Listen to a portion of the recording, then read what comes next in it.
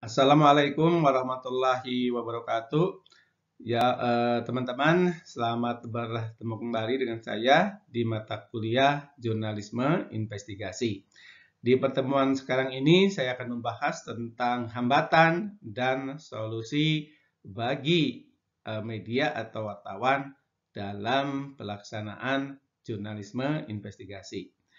Baik, kita mulai saja dengan bacaan basmalah ya. Bismillahirrahmanirrahim.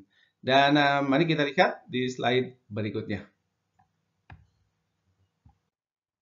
Ya, baik teman-teman, ada beberapa hambatan yang bisa mempengaruhi terhadap wartawan yang sedang melakukan investigasi. Apa hambatannya? Yaitu yang pertama adalah hambatan psikologis. Yang kedua adalah hambatan sosiologis, yang ketiga antropologis, dan yang keempat adalah hambatan ekonomis, serta yang kelima adalah hambatan teknis. Nah, bagaimana hambatan psikologis, sosiologis, antropologis, ekonomis, dan teknis ini? Mari kita lihat slide berikutnya ya. Ya, teman-teman, baik kita mulai dengan hambatan psikologis. Nah, apa saja biasanya yang menimpa hambatan psikologis ini yang menimpa terhadap wartawan itu adalah berkaitan dengan perhatian ya atau tension. Nah, perhatian itu biasanya wartawan kadang-kadang mungkin pada awalnya adalah ini ya apa namanya semangat gitu ya perhatiannya.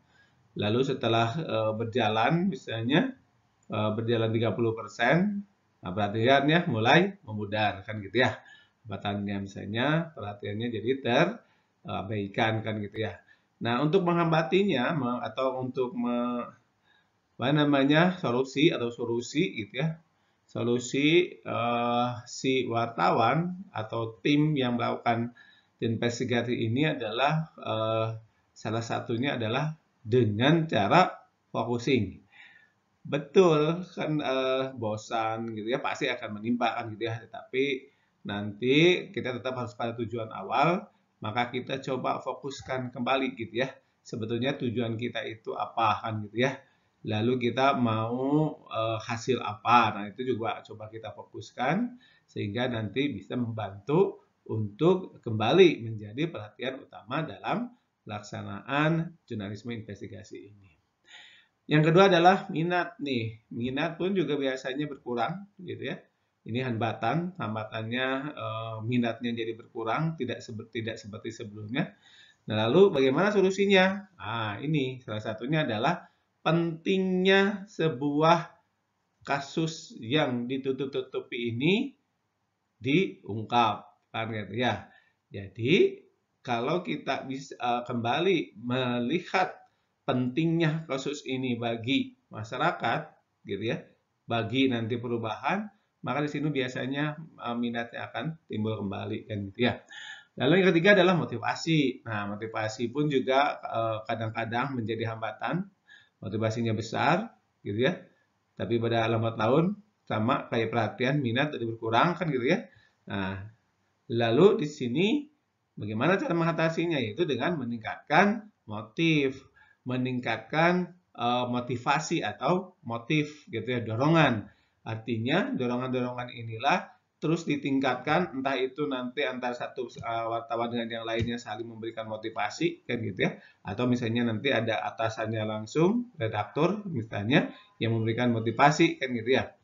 Nah, lalu ya hambatan yang keempat di lingkup psikologis itu adalah kebutuhan nih. Nah, biasanya wartawan pun juga kebutuhan ini kita melakukan investigasi ini kebutuhannya siapa loh? Kok mengapa kita harus melakukan ini semua misalnya? Kebutuhan siapa nih sebetulnya? Nah, dari situlah kita mencoba bahwa yang sedang kita investigasi itu adalah satu-satunya gitu ya cara agar mendapatkan data dan fakta di lapangan secara akurat, yaitu dengan cara investigasi kan gitu ya. Satu-satunya kasus yang terpenting, satu-satunya kasus yang perlu terungkap. Nah, itu adalah akhirnya menjadi sebuah kebutuhan di situ ya. Dan hambatan berikutnya adalah hambatan keinginan. Nah, keinginan kadang-kadang kita juga mengalami hambatan dalam bidang keinginan. Ini sebetulnya kita melakukan investigasi itu ingin apa nih sebetulnya kan gitu ya. Maka kita solusinya adalah mencoba keinginan kita itu adalah ingin melakukan perubahan itu ya. Perubahan siapa? Ya, tentu saja perubahan kepada hal-hal yang sedang kita angkat gitu ya menjadi ke lebih baik lagi kan istilah. Maka di sini mengatasinya atau solusinya adalah kita coba menggiring keinginan ini menjadi keinginan untuk melakukan perubahan demi apa? Kebaikan gitu ya. Baik, teman-teman, kita coba lihat slide berikutnya untuk melihat dari hambatan di bidang lainnya ya. Baik, kita lihat slide berikutnya. Ya, nah di sini biasanya hambatan sosiologis itu adalah berkaitan dengan hubungan sosial, gitu ya. Lalu yang kedua adalah strata sosial, gitu. Kemudian kekerabatan. Nah, hubungan sosial yang terjalin dengan baik dan benar terjalin dengan hubungan yang positif, saling membutuhkan. Nah, itu kadang-kadang kita akhirnya menjadi kebingungan apakah jurnalisme investigasi ini akan dilanjut atau tidak kan gitu ya. Lalu juga sama strata sosial pun juga sama di situ juga akan memberikan pengaruh tersendiri sehingga bisa menjadi sebuah hambatan strata sosial ya. Kemudian terutama juga kekerabatan. Nah, misalnya kita menginvestigasi ini ternyata ada di situ kekerabatan dan status sosialnya yang terlihat atau yang berkaitan dengan kita kan gitu ya. Nah, itu juga merupakan hambatan-hambatan tersendiri ketika melakukan jurnalisme investigasi. Nah, bagaimana solusinya kalau kita terhambat dalam soal hubungan sosial, dalam soal strata sosial, dan dalam tataran kekerabatan antara kita dengan orang yang akan diinvestigasi data dan faktanya kan gitu ya. Nah, bagaimana cara solusinya atau cara mengatasinya? Ya tetap kita sebagai wartawan harus profesional. Nah, profesional komponen-komponennya di situ ada otonomi gitu ya. Lalu yang kedua adalah komitmen. Yang ketiga adalah keahlian dan yang keempat adalah tanggung jawab. Otonomi di sini adalah wartawan memiliki bersikap profesional yang kaitan dengan otonomi itu adalah wartawan berusaha terus gitu ya sebagai pihak yang tidak bisa terpengaruh oleh siapapun gitu ya. Lalu yang kedua adalah komitmen. Nah, komitmen itu wartawan berusaha mementingkan ya pekerjaan profesionalnya daripada untuk kepentingan pribadi. Nah, kalau keahlian itu adalah biasanya berkaitan dengan jenjang pendidikan yang diikuti oleh wartawan. Nah, kita misalnya sedang kuliah ini itu adalah akan menuju wartawan yang profesional karena salah satunya bidang keahlian sudah kita dapatkan kan gitu ya misalnya sebagai ketika kita menjadi mahasiswa dari semester 1 sampai nanti terakhir di bidang jurnalistik misalnya.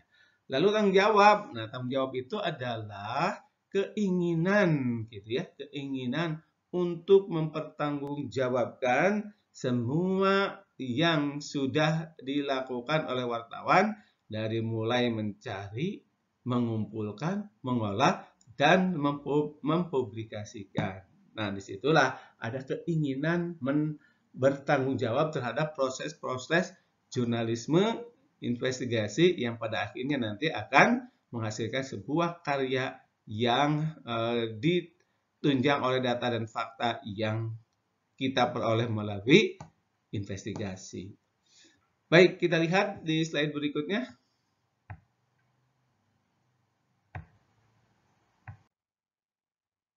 Nah, teman-teman, hambatan yang ketiga adalah berkaitan dengan bidang antropologis.